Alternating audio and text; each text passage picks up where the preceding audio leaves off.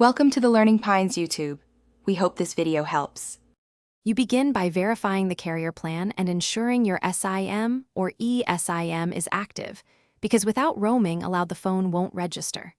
Once confirmed, charge the phone above 20% so it won't shut down mid-process. Now toggle airplane mode on and wait about 10 seconds, then switch it off to force a radio restart. This often clears transient network glitches. While the iPhone resets the connection, open Settings so you're ready for the next configuration steps immediately.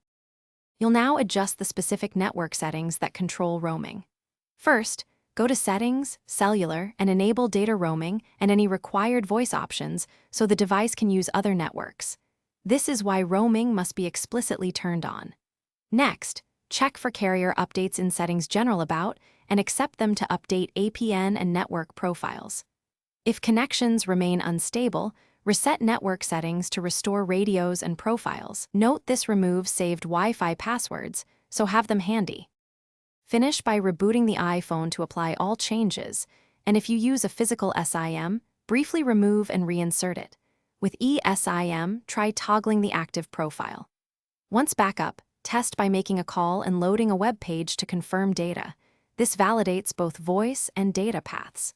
If problems continue, contact your carrier, provide your IMEI and current APN settings so they can diagnose provisioning issues. One tip, ask them to check roaming flags on your account before escalating. Thanks for watching. Consider subscribing if we helped you.